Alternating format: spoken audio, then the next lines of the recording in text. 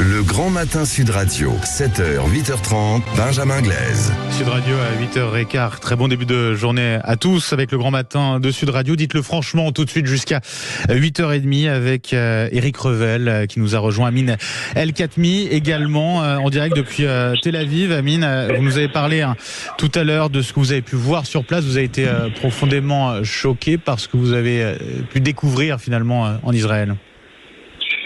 Oui, choqué parce que lorsque vous êtes sur place, évidemment, vous recevez en pleine figure une réalité qui est beaucoup plus crue, qui est beaucoup plus rude que tous les articles ne peuvent ou tous les reportages de radio ou de télé ne peuvent en faire état.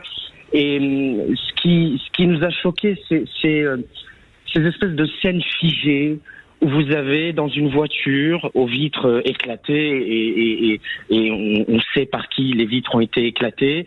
Vous avez une petite peluche et une énorme mare de sang à côté, avec une odeur absolument pestilentielle. Il faut imaginer, l'attaque s'est produite le 7 octobre, le samedi matin. La veille, c'était le repas de Shabbat. C'est des repas souvent copieux. On se retrouve en famille. Ouais.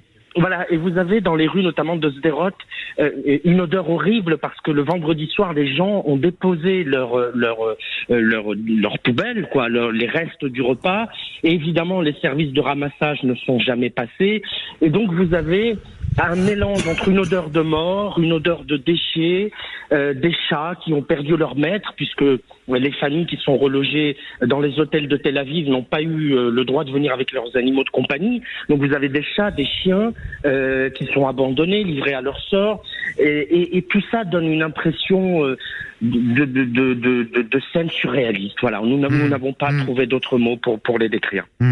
Eric Revel, vous avez entendu à l'instant Amine El-Khatmi. C'est important de témoigner, de dire d'une certaine manière l'indicible sur ce qui s'est passé finalement le 7 octobre dernier et puis même depuis avec ce conflit entre Israël et le Hamas. Ben oui, c'est le moins qu'on puisse dire, et j'écoutais avec beaucoup d'attention le témoignage d'Amine. Bon, au-delà de l'horreur, de la barbarie qu'on a décrite du 7 octobre, de ce qui se passe maintenant quand même à Gaza. Je regardais ce matin, apparemment 2 hôpitaux auraient été touchés, d'un peuple palestinien qui est pris entre le marteau et l'enclume. On se dit qu'il y a sans doute pas d'autre issue qu'un jour, même si le mot peut paraître déplacé, que de reparler de paix, peut-être d'un État palestinien. Mais le problème, c'est que vous parliez de témoignages, mon cher Benjamin, mais jamais ce qui s'est passé le 7 octobre ne pourra être effacé des mémoires. Donc, quand on parle de paix, comment les Israéliens, qui n'effaceront, et nous aussi, jamais de leur mémoire ce qui s'est passé le 7 octobre, dans l'État hébreu, comment pourrait-il commencer ou imaginer parler paix, et avec quel interlocuteur?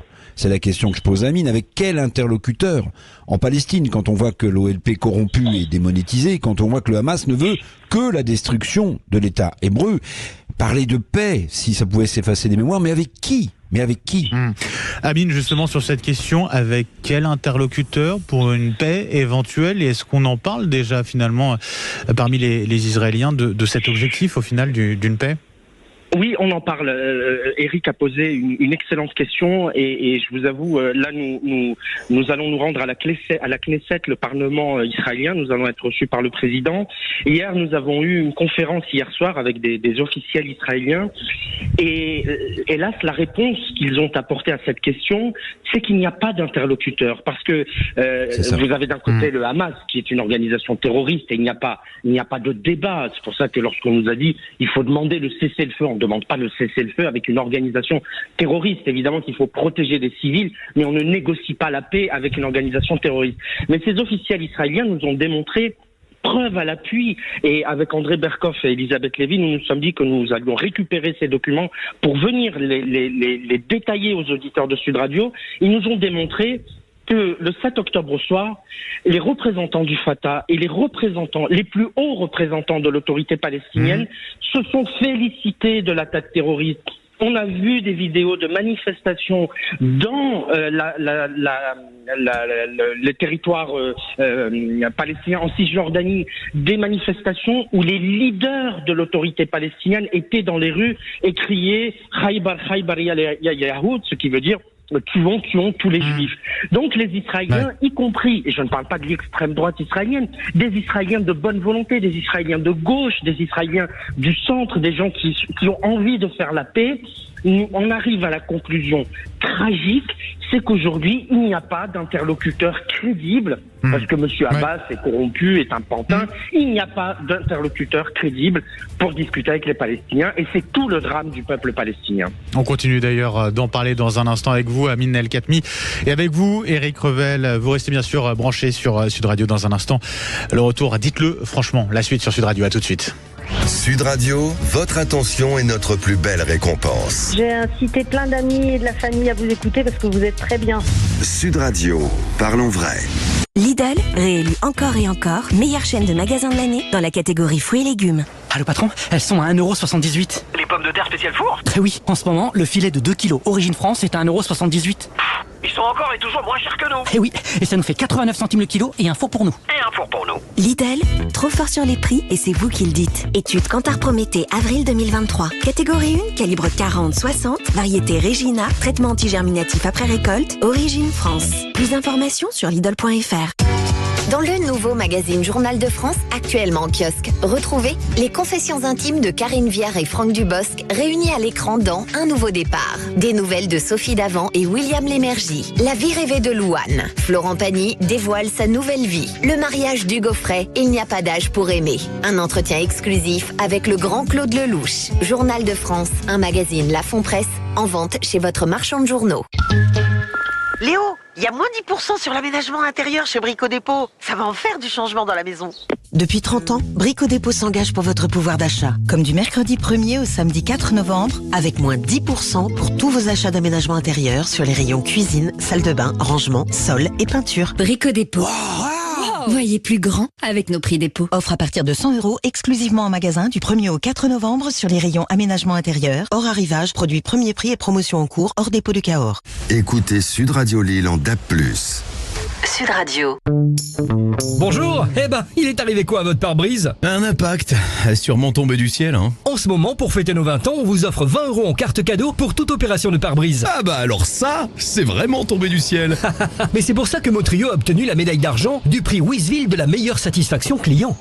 Jusqu'au 31 janvier 2024, pour toute opération de pare-brise, Motrio vous offre 20 € en carte cadeau. Et en ce moment, pour les 20 ans de Motrio, tentez de faire le plein de cadeaux sur 20ans-motrio.fr. Voir conditions dans les garages participants. À tout instant, écoutez Sud Radio, en voiture, au travail, depuis votre smartphone. Installez l'application Sud Radio depuis le Google Play ou l'App Store. Les températures baissent et les prix aussi chez CA. En ce moment, profitez de 20% de réduction sur nos manteaux, doudounes, vestes et parkas, femmes, hommes et enfants. De quoi passer l'hiver au chaud à prix doux chez CA. Remise déduite en caisse jusqu'au 1er novembre 2023 dans votre magasin CA et sur cteria.com. Non cumulable avec toute autre promotion en cours, voire conditions en magasin. Mais peut-on trouver une solution qui soutient votre pouvoir d'achat ? Attendez, j'ai entendu pouvoir d'achat ? Ça m'intéresse. Alors ouvrez grand vos oreilles. Chez on se bat pour votre pouvoir d'achat. Faites vos courses dans votre magasin et sur courseu.com jusqu'au 2 novembre et obtenez un bon pour bénéficier de 10% sur vos courses du quotidien en Eurocarte les 3 et 4 novembre. Oui, 10%. Commerçant autrement. Offre réservée aux clients carte bon valable une fois uniquement sur les produits alimentaires et hygiène beauté et entretien, hors alcool et vin. Voir conditions sur magasin-u.com. Le Grand Matin Sud Radio, 7h, 8h30, Benjamin Glaise. 8h24 sur Sud Radio, les combats qui se poursuivent donc entre le Hamas et l'armée israélienne. On en parle avec Éric Revel qui est avec nous, avec Amine El-Khatmi aussi en direct depuis Tel Aviv. On le rappelle dans l'actualité, une militaire otage qui a pu être libérée par Tsahal hier, et puis la situation de plus en plus tendue à Gaza, situation terrible sur le plan humanitaire. Amine, sur cette question aussi, l'objectif que Benjamin Netanyahou a donné finalement à cette offensive, c'est la destruction totale du Hamas, la libération également des otages. Est-ce qu'on n'a pas peur au sein de la population israélienne, à travers cette offensive, de créer finalement les terroristes de demain, d'une certaine manière ? On en parle de ça ou pas ? Bien sûr, on en parle. C'est une inquiétude qui est très présente parce que la réalité israélienne est beaucoup plus complexe que celle que l'on donne un certain nombre de militants en France. Vous savez, tous ceux qui parlent d'apartheid, d'état d'apartheid, etc. C'est complètement faux. La réalité, c'est qu'il y a des localités arabes. Il y a 20% de la population israélienne. 20% des Israéliens sont des Arabes israéliens, pour une grande majorité d'entre eux, des musulmans israéliens. Ils ont même des élus à la Knesset où nous nous rendrons tout à l'heure. Il faut savoir que un nombre important de Palestiniens viennent travailler en Israël et d'ailleurs l'attaque du Hamas a pu être, si elle a pu être aussi cruelle, aussi précise, s'ils ont pu avoir des plans avec, et on nous l'a répété hier, on nous l'a montré hier, à la maison près, le nombre de chambres, la localisation de la chambre, vous savez, la pièce sécurisée où les gens vont se cacher. Ils savaient à la maison près qu'ici il y avait 2 enfants, qu'ici il y avait un grand-père, qu'ici il y avait un animal, un petit chien. S'ils l'ont su, c'est parce que des Palestiniens les ont informés. Et comment les ont-ils informés? C'est parce qu'ils travaillent. Le livreur, le peintre en bâtiment, un certain nombre d'employés dans ces localités-là sont des Palestiniens qui retournaient vivre en Palestine ou qui même vivent en Israël à temps plein. Et donc la crainte qui existe effectivement, c'est qu'à un moment il y ait des tensions. Et vous savez, une des familles des victimes qu'on a rencontrées hier, l'une des mères qui vit en Israël, nous a dit, le 7 octobre, je ne suis pas sortie de chez moi, parce qu'à côté de chez moi, il y a un chantier, un bâtiment en construction, dans lequel il y a des Palestiniens, et elle m'a dit, j'ai eu peur. Et on parle de quelqu'un qui vit en plein cœur de Tel Aviv. J'ai eu peur que ces ouvriers-là soient aussi liés à l'attaque et qu'ils s'en prennent à nous dans la rue. Et donc j'ai attendu le 8 octobre pour pouvoir sortir de chez moi. Donc c'est ça la réalité de la société israélienne, c'est que elle est elle aussi en son sein traversée par des complexités et des conflits. Éric Revel, cette division, cette complexité, on la retrouve aussi, elle éclate de plus en plus au grand jour au niveau international, finalement aussi, avec beaucoup de pays voisins, de pays arabes qui avaient conclu aussi des avancées positives, de coopération économique, militaire même avec Israël. Et là, on a l'impression qu'on est sur un point de bascule où on est sur un retour en arrière qui peut laisser des traces très importantes aussi à l'avenir.